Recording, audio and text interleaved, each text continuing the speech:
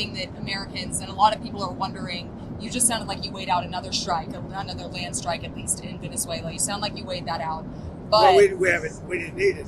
We were prepared to do a second strike if we needed. We're totally prepared. But that's off We're the table. still prepared. That's off the table now.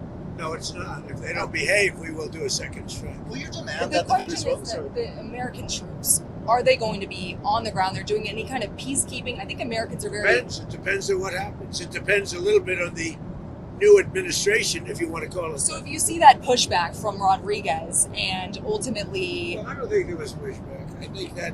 She frankly, called it... you hear a different person than I hear. Really? So you have spoken with her? We talked to them, yeah. Oh, you did speak with her? They've been very good. Because she called it kidnapping of Maduro. It's all right. It's not a bad term. Go ahead. No, are you going to demand that Delcy Rodriguez let opposition figures return or free any political prisoners? We haven't gotten to that yet. Right now, what we want to do is fix up the oil, fix up the country, bring the country back, and then have elections. Now, is it fair? We better bring the country back. Otherwise, you're gonna have a mess that's so bad. It was really bad. It's going to get a lot worse unless we go in and fix it. Is the U.S. going to reopen its embassy in Caracas or get the DEA? We're thinking about it. We've been asked to do it. We've actually been asked to do it. Do you think you had Putin and on the phone, of course, and then Zelensky at Mar-a-Lago? Yeah. You told me that numerous times. You told me that your New Year's resolution was peace on earth. Do you think that 2026, if you could set a deadline of when the Russia-Ukraine war... I don't do deadlines, but I would say that, like as an example, Thailand and Cambodia.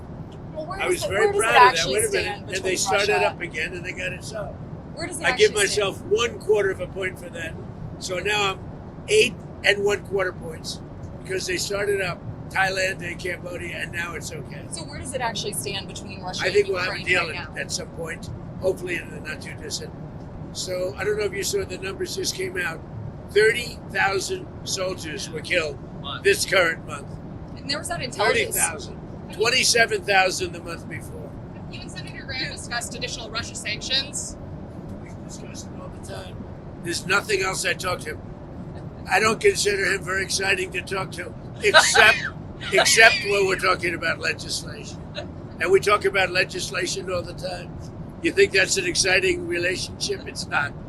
But we talk a lot about legislation, and we have great legislation coming. You want to tell them? So the tariff bill, so here's what I believe. I don't think we could have secured the border without the threat of tariffs. I don't think we'd have a European trade deal without the threat of tariffs. So if you want to end this conflict, then put pressure on Putin's customers. He sanctioned the 2 largest oil companies in Russia, which is the biggest pressure anybody's put on Putin since the war started. But we have 85 co-sponsors to give this president... It's hurting Russia very bad, the sanctions. Oh, yeah. So this bill would allow... And India also is pulled Yes, sir. So he put a 25% tariff on India for buying Russian oil.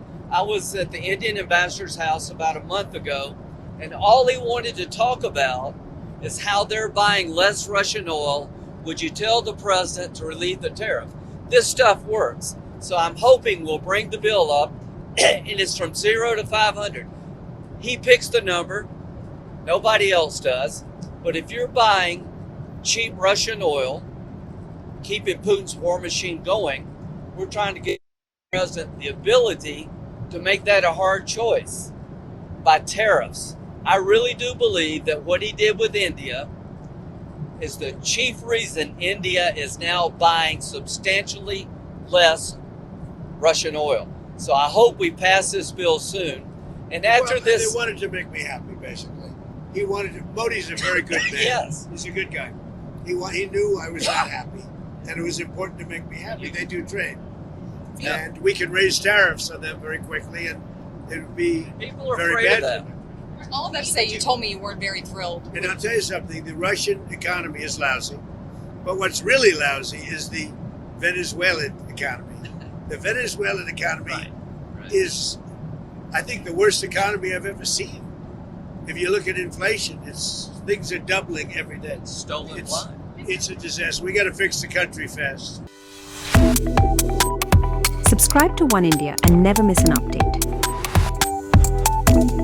Download the One India app now.